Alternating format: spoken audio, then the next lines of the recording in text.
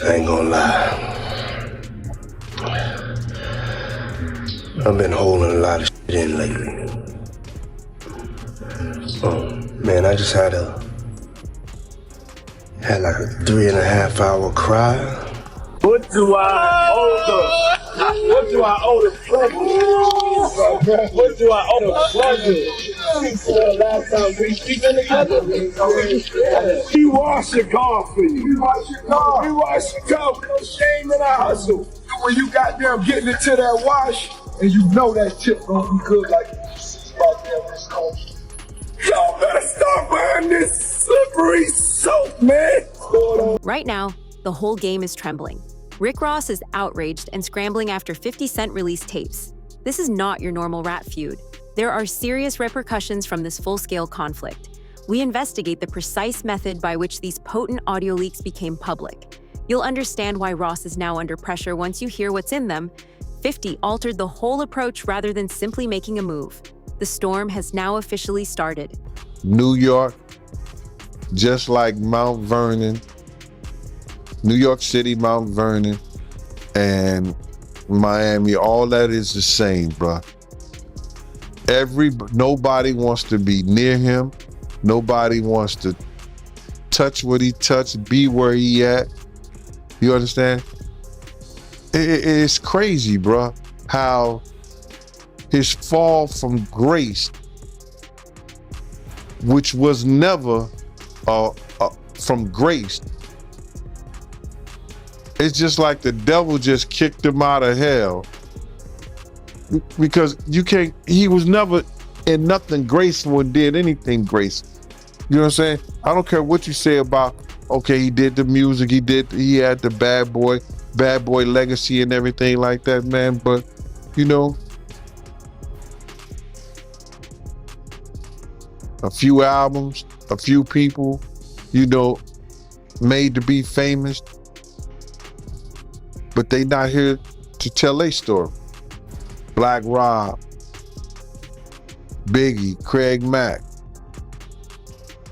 They not here to tell their story, bro. And now you got everybody telling his story. Yeah, and I know 50, he did a recent interview with US Weekly saying that the reason why rappers are quiet about, you know, Diddy's situation is because they've been to his parties and they don't know what got caught on tape. Bro, those people who was caught at Diddy party did not know that he had 250 tape recorders in that house. Pay attention, girl. After advancing in quiet, 50 Cent's plan is suddenly quite evident. Everyone thought it was just a back and forth when Ross attempted to make fun of him in 2009 with the Officer Ricky thing. While others pursued headlines, 50 was planning forward. While Ross flaunted his economic successes and opulent lifestyle, 50 remained patient, gathering evidence and observing every action. Ross began to behave like the king of the moment, celebrate new endeavors, and feel unstoppable. At that very moment, 50 retaliated. Those subtle barbs about phony success on Instagram, they were only preliminary alerts. Suddenly, there was no buzz and no caption. That recording was released by 50. Everything turned upside down with only one drop. The internet went crazy. Ross abruptly understood the game wasn't what he believed it to be when the music world stopped. But he had 250 tape recorders in that house that they took, that the feds found. So now with them finding all that and you being at a Diddy party, you know you may have done something that was caught on one of those tapes. You just better pray to God that they don't recognize you. Those people who know that they did something, no, they're not gonna speak out. They're not gonna say nothing. What part of the game is that? They are not going to come forward and tell on themselves. Nah, not at all. Ice Cube, he said it himself, bro. He said that Diddy's been targeted because of what he said about those folks and those people. Now, the people who was on those tapes may feel like Diddy might be targeting them. Because if he's asked about who is this, who is that, and he's under oath with the federal government, he got to tell them. He's not going to plead the fifth. Yeah, I know that got to be a terrible feeling, man. You know you did something wrong at Diddy party, and you hoping and praying that it's not caught on tape. But they don't think they did nothing wrong. That's their lifestyle. That's their lifestyle, bro. I ask guys all the time, if two men lay down, how many homos get up? What you mean? I mean what I mean. It's what it is. The whole business went into crisis mode as soon as 50 released the song. Executives hurried into meetings held behind closed doors. PR departments hurried to find shelter, and everyone associated with Diddy or Ross abruptly vanished from the public eye. This was hardly a small-minded jab. It was a precise blow. Ross's phone began to blow up as he was working. Before he viewed the video, he dismissed it, thinking 50 was simply trolling once again. At that point, the murmurs became louder and the terror struck. This was only the first step of the decline. According to reports, 50 has been keeping these receipts for years, waiting for the right opportunity. The crucial issue now is, how terrible is what he's still keeping hidden if this was his first move? I'm 100% factual, but it's somebody in this story of things that seems more reliable than others, Race, is what I'll say it, just to protect my sources. But this source informed me of who these A-list celebrities are on these tapes that are being allegedly auctioned off online and through the networks. And it's put me in a little bit of a bind because I like to be fully transparent with the audience. I want to say things, but I also realize from what I'm told, because again, I haven't seen them directly yet. I haven't, and I don't know if I want to. Race, I want your advice on that too. But the problem I have is just like, typically I want to report these things, but I got to be careful legally, ethically, morally as to what we report on here. Because as Ariel, the lawyer here, did admit, and I can attest based on the information I got from a separate, reliable source, people in these videos don't know they're being videotaped. That's a big issue, Race, right? Let's start out right there. If there are people on these tapes that don't know that they were being filmed, is that okay to talk about and to share? I have a big problem with that, as do you, Andy. And you tend to be an ethical guy, and you're taking the high ground here. Notwithstanding the fact that you may have some significant information and reliable information, but the reality is that, look, I mean, if people were recorded non-consensually and you're the one to identify them, I think that's a problem, right? And I think anytime anyone has content, right, this is not an email, this is not a text message, this is video. And there's specific statutes without using specific language I don't want to get into, but everybody knows what we're talking about here. It's Diddy with this person. I'll say that. It's Diddy with this person. Actually, yes. Yeah, and see, the problem is, again, like non-consensually recorded, you've got a victim here who may not want to be publicly identified. That's the problem. That's the problem. And they have a right to proceed if they want to, whether it's criminally or civilly, without being identified, because we know what's going to happen. As soon as they identify themselves, there's going to be a bunch of people that come out of the woodwork who are going to unequivocally harass them and claim that didn't happen, and they're making stuff up. And there's the victims that we want to protect here, and that's significant. Well, it's interesting because here's why I wanted to have this conversation, because I know a lot of you are like, Andy, just say it. No, I'm not going to say them, but I wanted to have this conversation as to why we're not saying it and why I think others haven't yet said it, Raised, because again, legally, ethically, morally, it's just not right. Now, there's an argument I've had with people who are like, well, they knew what they were doing with Diddy.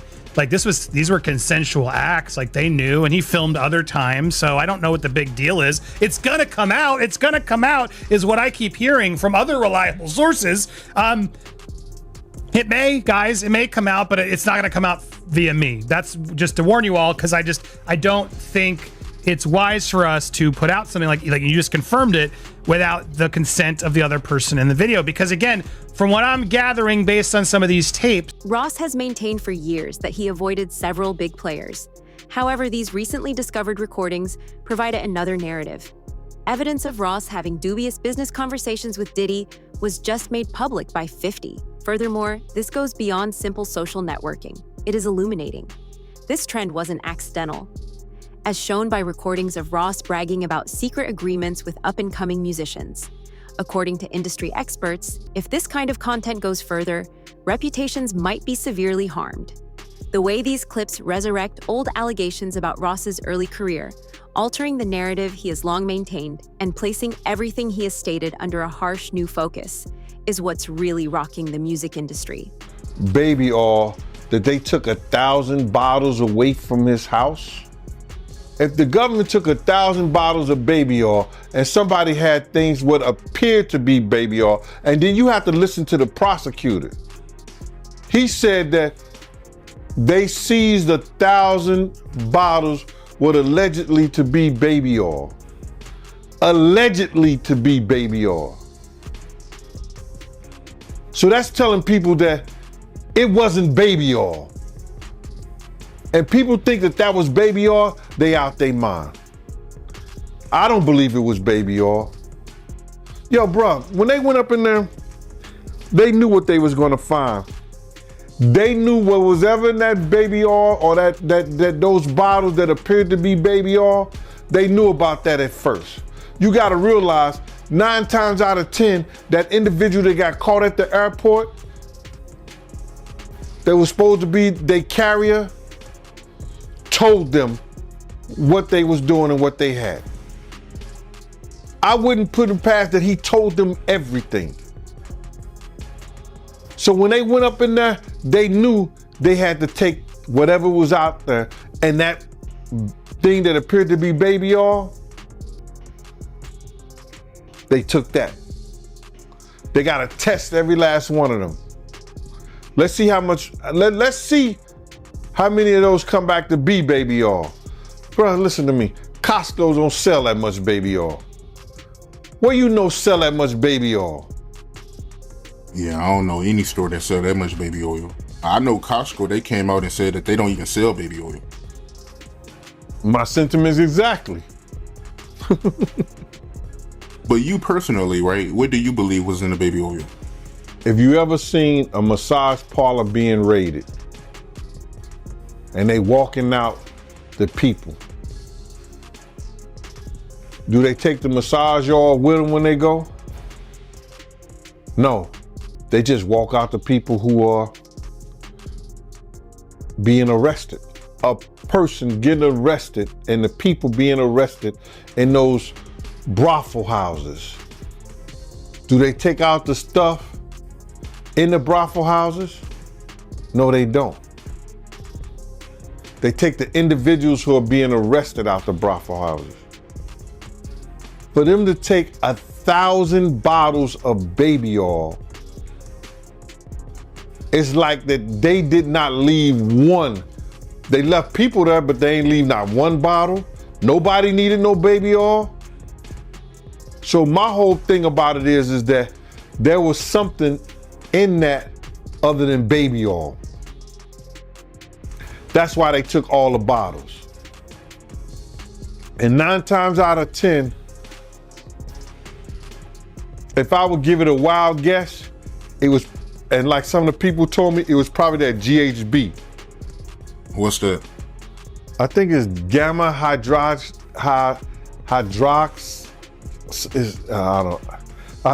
I looked it up, bro. Let me see. See if I can find it. I know this is just showing everything like that, but oh no. Let me. Yo, somebody tap dance or sing or do something. You know what I'm saying? While I'm doing this. Oh, here it go right here.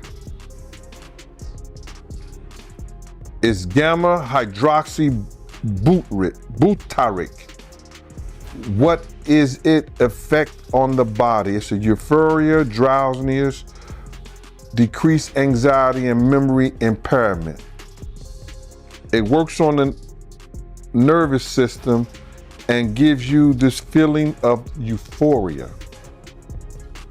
So they take that and rub it on her, and you forget who you are, what you're doing. It can also give you memory loss,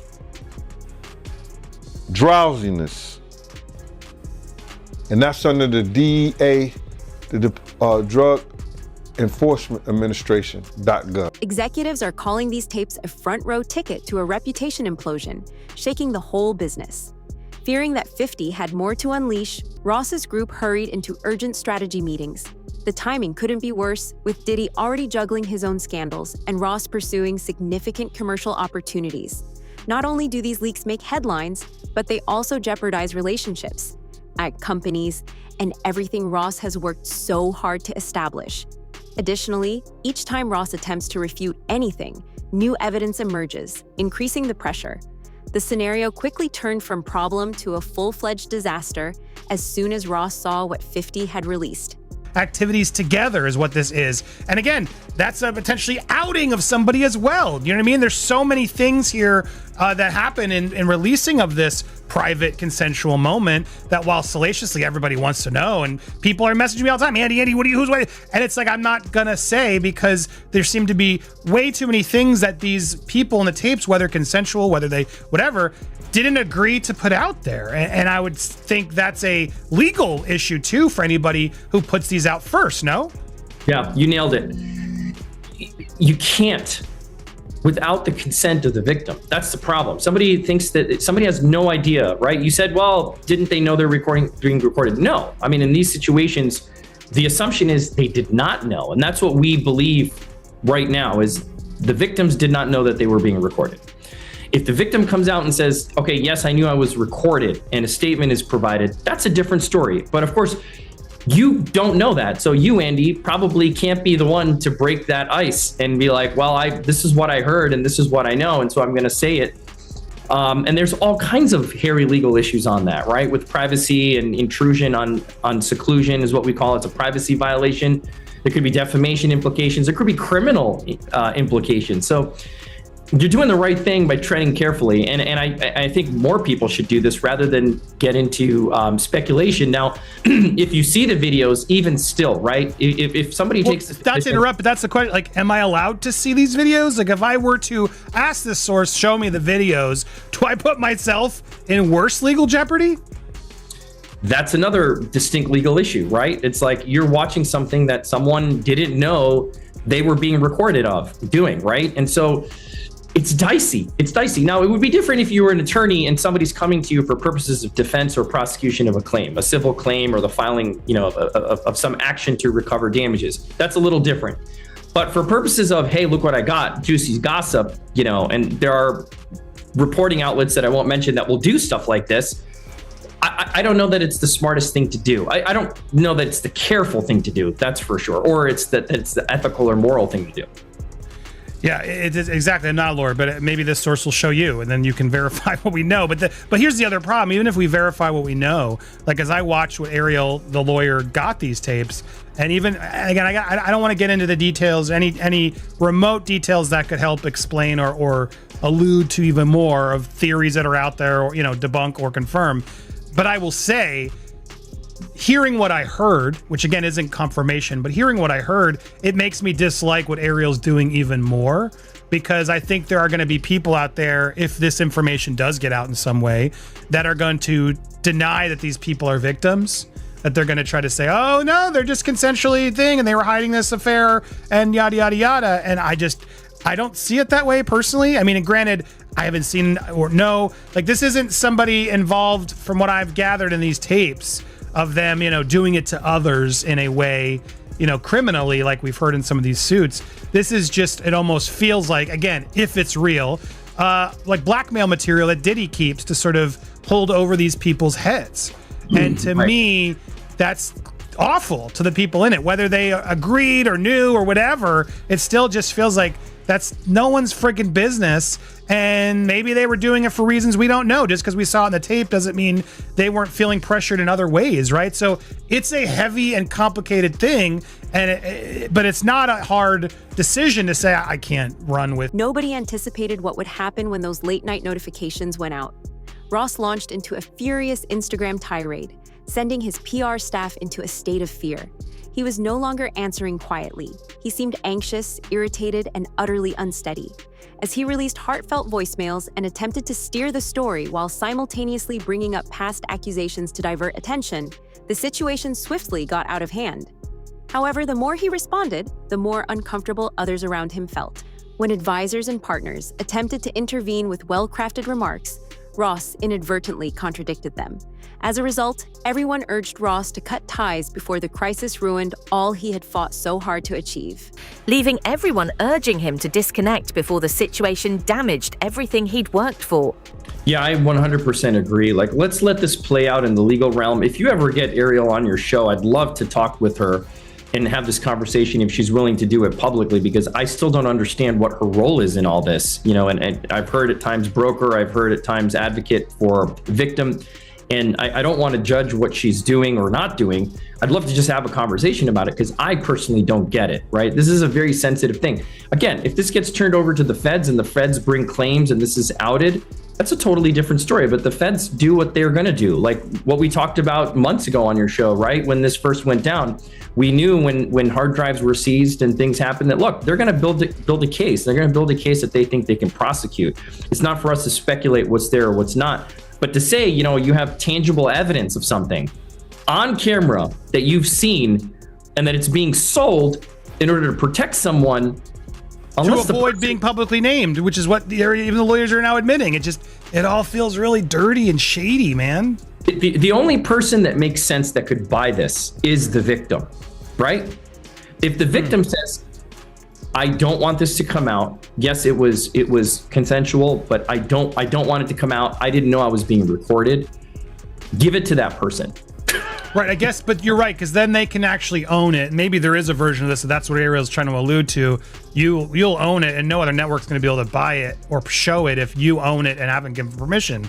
I guess, is that maybe part of what they're trying to do here, in that the celebrity who buys it can actually then control it just from a clearance standpoint?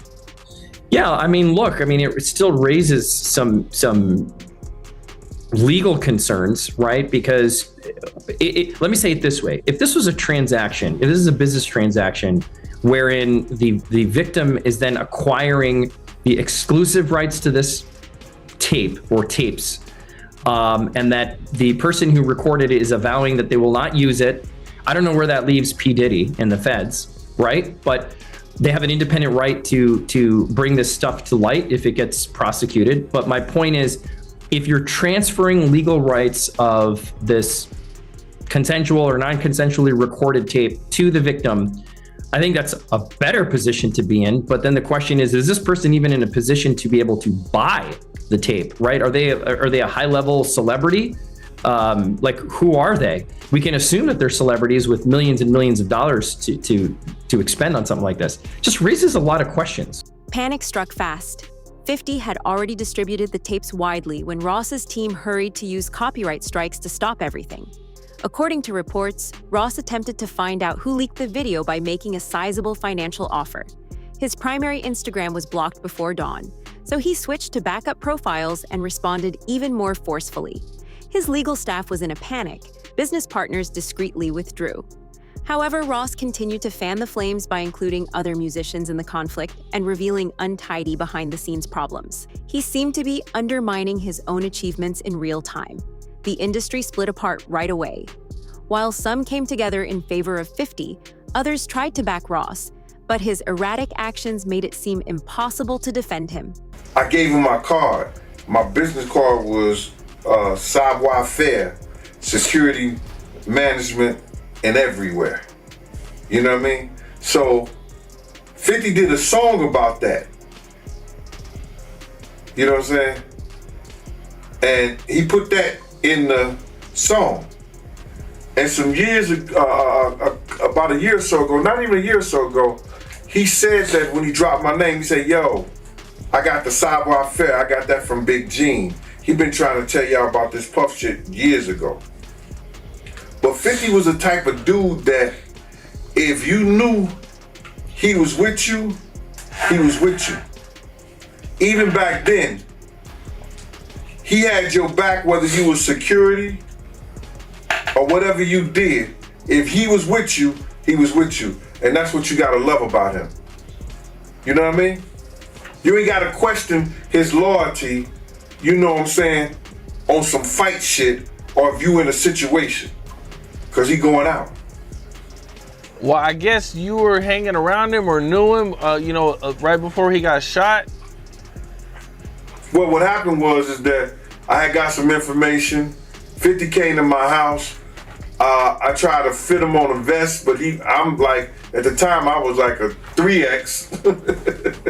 And 50 was like a large, you know what I'm saying? So he couldn't really fit the vest, but I gave him a cover to try to tell him, because he had some pads, some vest pads. So I just told him what the situation was that I knew. And told him he had to watch himself because those cats was gonna come at him. You know what I'm saying? And he was like, yeah. And he was supposed to be going to Cancun. And I told him, if you come to Cancun, I got you, because I used to be down there doing security at Daddy-O's. You understand? And I had people down there that I had knew that was from Puerto Rico, and they was working down there, so they should make sure when I hit the island, anything and everything I needed, I could get it right there on the island. You understand? They work directly with the syndicate. So 50 was supposed to come down there to do a show, and he didn't make it because they had shot him up. I don't know if he was coming in the first place, but he was supposed to, because he was paid half the money to come down there to perform How to Rob an Industry Cat. And when was the next time you seen him after that? The next time I seen 50 after that was at Jack the Rapper. He had blew up. Man. He was like, he was this dude and everything like that. And I was sitting we was in Puerto Rico, and I was sitting by myself, just chilling, and he had his whole entourage with him. He came directly over to me. He like, yo, Gene. I was like, yo, what up, Fif? I said, what up, 50? He said, what's up, man? He said, yo, put his hand out to me, and he grabbed my, he said, yo, they can't stop what God got planned. Went on about his business. And then he blew up crazy. Crazy, man. Yeah. How do you feel about 50 going so hard at Diddy with the documentaries and, what did he do to 50 that made him hate him so much, man? That's crazy. Well, I think it's just, you gotta look at it like this. 50 was writing a lot of shit that made a lot of money for Diddy. And he knew back then in the day, he didn't know what he know now, but Diddy was robbing him. You understand? Mm-hmm. Bringing those kids in, say, yo, here, write this verse for me, man, for this, stuff like that, and giving them $5,000, you understand? Or $10,000, and you making $100,000 or $200,000 or maybe $2 million off of it, or $1 million, whatever the case may be. See, people call that good business. That's not good business. That's taking a person's talent, using it for your own self-indulgence, and not giving him what it's worth. When you could have been teaching these kids, you could have been helping these kids, and maybe these kids would have been helping you at the point you are right now. So, if that's the case, he have every right. But 50 is doing this for the culture. You understand? If it's going to be told, he going to have it, and it's going to be told the right. The industry's true position became apparent as the pandemonium developed. Meek Mill unexpectedly expressed affection for postings from the 1950s. Prominent figures discreetly stopped following Ross, and potential partnerships started to vanish without a word. DJ Khaled remained silent. Future posted several dudes as a warning shot after French Montana subtly sent a message about retribution. Everyone was talking about Drake's mysterious statement regarding loyalty. The message is really obvious. Ross's support was rapidly waning and the change was genuine.